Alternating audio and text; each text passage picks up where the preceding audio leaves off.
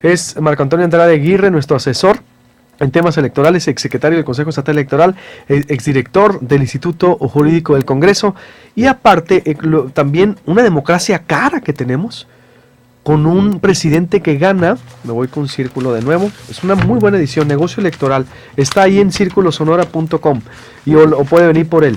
¿Cómo es posible? Bueno, un chofer de una empresa gana 5,000 pesos y un chofer de un órgano electoral gana 12,000 pesos, o sea, 100% más. Y el presidente, tenemos al funcionario mejor pagado en todo el estado, gana 114,000 pesos al mes del Tribunal Estatal Electoral. Y la presidenta gana del Instituto Estatal Electoral 107,000, más que el gobernador, más que el alcalde.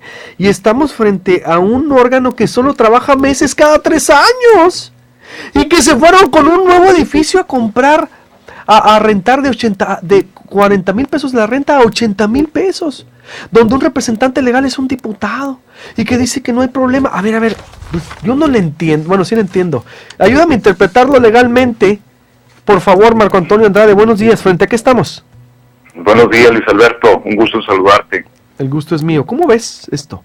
Pues mira, realmente... Escuchaste a Alfonso, ¿no? Me imagino. Sí, desde luego, ¿no?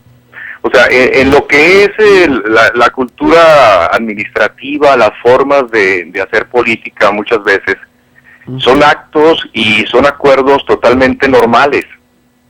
Sin embargo, las condiciones actuales del país, incluso recogiendo desde el día de ayer algunos de los lineamientos a que se refería el presidente Peña Nieto, es de que es un país que requiere cambiar a partir de que todos los actos de las autoridades públicas deben de tener un máximo de publicidad, de transparencia y obviamente que deben de rendir cuentas frente a la sociedad, sin lugar a dudas. Entonces, bajo esa premisa, yo creo que es muy cuestionable desde el punto de vista jurídico el hecho de que un servidor público, aún de que sea de carácter federal, pues haya celebrado un contrato de arrendamiento con un órgano especializado, un órgano que tiene una función fundamental dentro del proceso electoral, que es precisamente la impartición de justicia electoral para candidatos y para partidos políticos. ¿Estamos frente a un tráfico de influencias o conflicto de intereses, Marco Antonio? Bueno, el asunto de este arrendamiento te da para una interpretación integral bajo la premisa de que la ley de obras públicas, en primer lugar, Luis Alberto, establece que todas las obras del sector público y los servicios de cualquier entidad pública, incluyendo a los organismos autónomos, que es donde queda comprendido el Tribunal Estatal Electoral, por regla general, deben de desarrollar un proceso de licitación abierta, de licitación pública para contratación de servicios en lo general.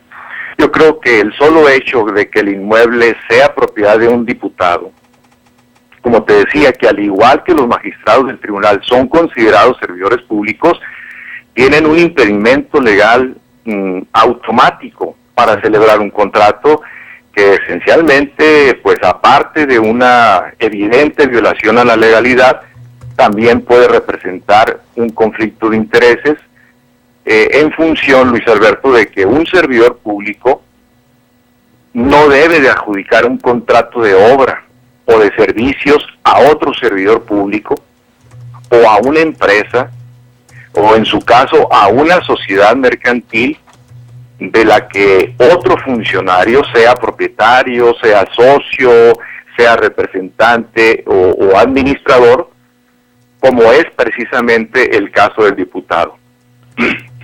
Esa es la regla general que desde mi punto de vista, pues... La ley no prohíbe, pues, que un servidor público adjudique un contrato de renta a otro servidor público, pues, ¿no? Así es.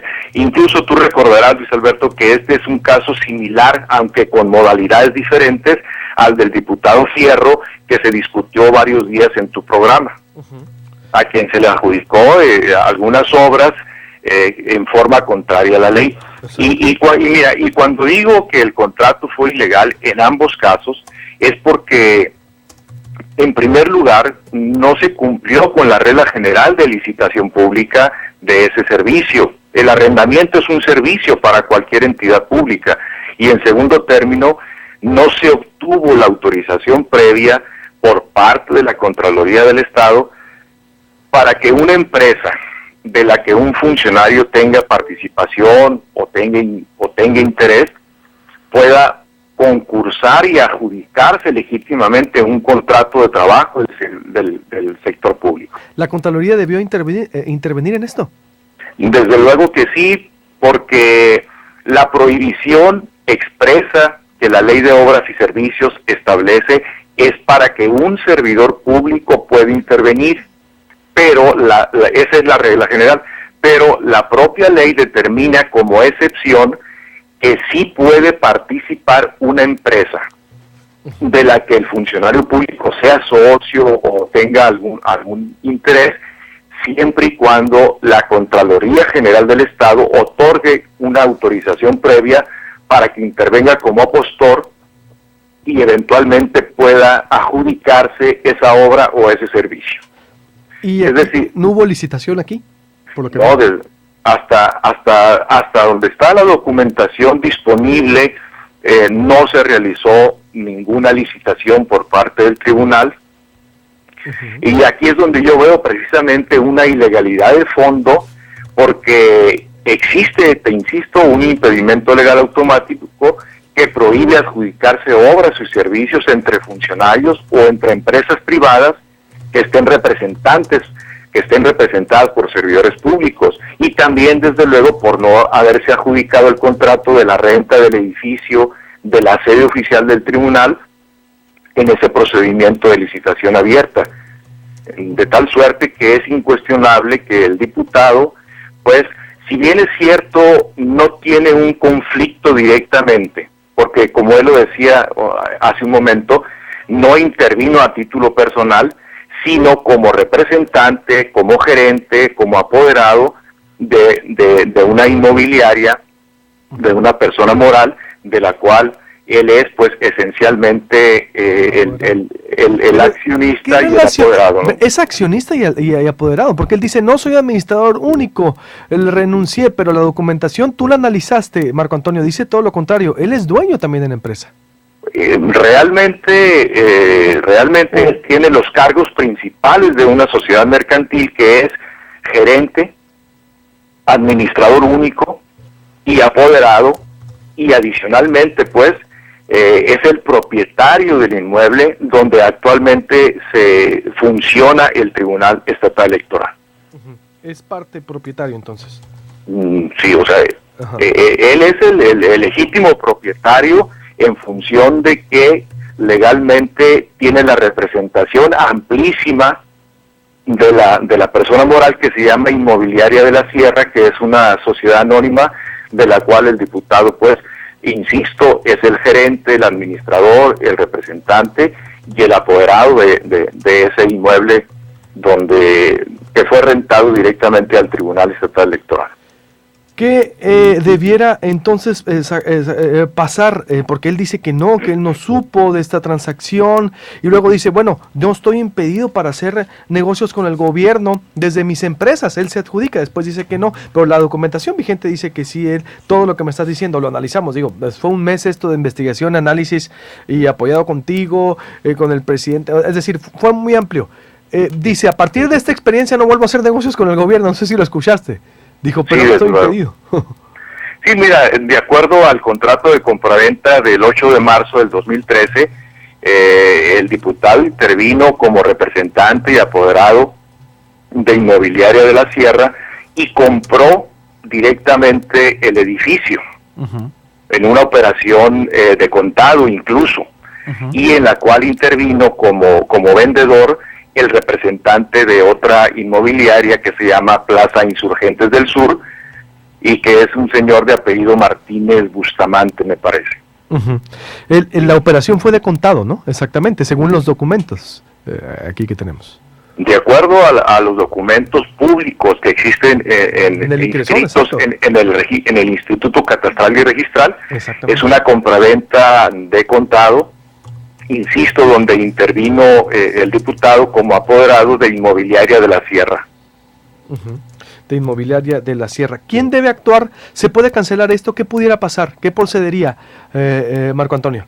Bueno, yo creo que es importante que una autoridad que tiene la función del control del gasto público, como es el Congreso del Estado, como es el ISAF, y como es incluso la propia Contraloría, con mayor razón, deberían de analizar la legalidad del contrato y determinar si hay una causa para una probable cancelación, considerando que los recursos públicos, a pesar de que se trata de un organismo autónomo como es el tribunal, el tribunal funciona a través de una partida presupuestal que proviene del presupuesto de egresos del Estado. Se trata de recursos públicos, los cuales desde el punto de vista legal están sujetos a principios específicos, Luis Alberto, que es una aplicación imparcial, una aplicación de honestidad presupuestal y de legalidad administrativa en todos los sentidos.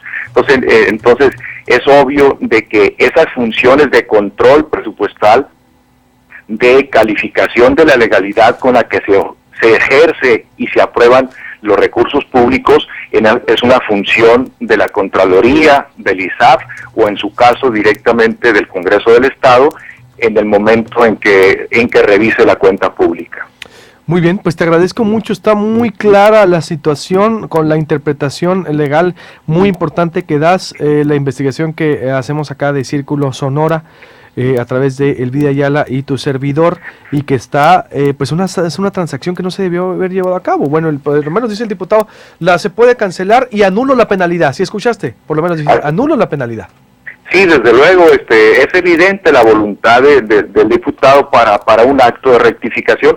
Sin embargo, yo subrayaría que también hay una consecuencia legal que impacta las funciones institucionales del tribunal, porque de acuerdo, Luis Alberto, a la nueva Ley General de Instituciones y Procedimientos Electorales, los magistrados tienen un impedimento, una prohibición legal que les impide conocer, por ser arrendatarios, ¿sí?, de cualquier recurso o de eventualmente de un medio de impugnación que en su momento pudiera promover Alfonso si llega a ser candidato, ¿sí?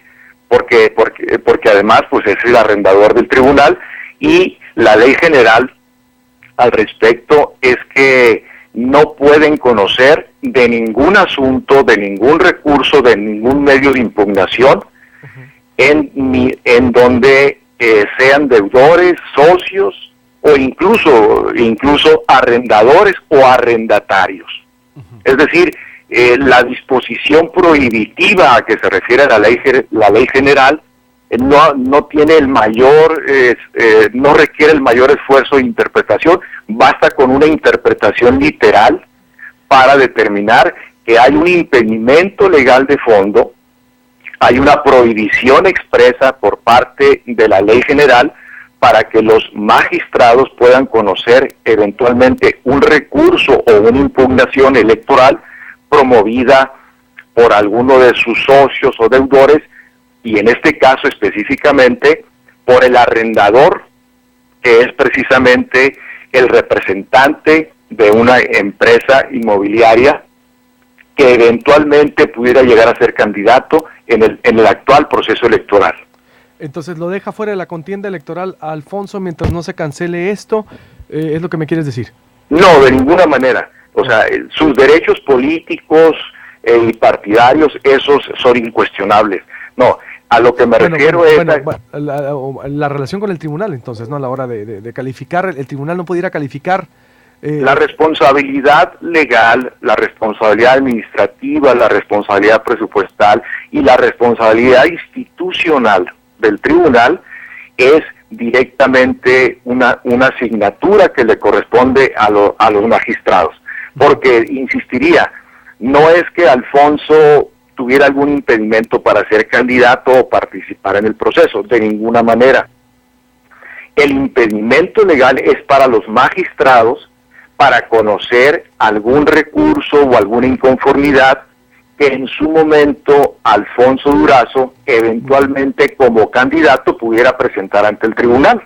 Oye, pero aparte, ¿dónde queda también la función de los magistrados? Es decir, quedan cuestionados ya con esto para lo subsecuente, a Marco Antonio. Es decir, con esta democracia electoral tan cara, con esta transacción tan extraña, es decir, que levante el acta notarial Miguel Ángel Murillo, exsecretario de gobierno del PRI. Digo, ¿cómo está la élite política relacionada? Pero los magistrados, Luis Alberto, debieron de haberse percatado de que tienen un impedimento legal en su condición de servidores públicos, ¿sí? Y además que ese proceso de formalización del arrendamiento debió de haber sido mediante el procedimiento de licitación pública y no por adjudicación directa, como presumiblemente lo hicieron. Es decir, incurrieron en una violación a las reglas del ejercicio presupuestal, incurrieron en una violación a la Ley de Obras Públicas y de Servicios del Estado, que adicionalmente tiene un impacto dentro de sus funciones como institución, porque quedan impedidos para conocer una impugnación o una inconformidad, insistiría, en la que el diputado participara. Sí, pero de otros y de otros políticos no quedan impedidos. No, en absoluto, no, en absoluto. Ellos quedan específicamente impedidos para conocer cualquier recurso de impugnación o inconformidad que presentara como candidato el ahora diputado Alfonso No para los Durazo. demás. Ellos pueden seguir ejerciendo sus funciones, pero hay aquí un conflicto de intereses. Digo, queda manchado el tribunal. Desde luego, o sea, se genera una experiencia negra en el sentido de que, siendo el tribunal un órgano de legalidad estricta, un órgano que no únicamente tiene la responsabilidad de sustanciar los recursos de los candidatos, de los ciudadanos y de los partidos políticos, sino además debe de ser una autoridad que salvaguarde el aspecto de la constitucionalidad y de la legalidad electoral dentro del proceso. Y eso, desde luego, pues, ya constituye una mala imagen, el hecho de que no se hayan percatado que tienen un impedimento legal como servidores públicos y como magistrados. Se genera también la prohibición para poder conocer algún recurso que presentara su arrendador como candidato. Te agradezco mucho la información. Gracias, Marco Antonio. Muy indispensable tu interpretación para seguir con esto y darle mucho seguimiento. Gracias, buenos días. Un gusto saludarte.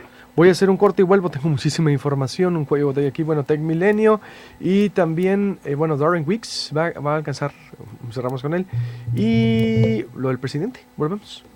Te pones al 100 con el estilo sin censura de Proyecto Puente, con Luis Alberto Medina, por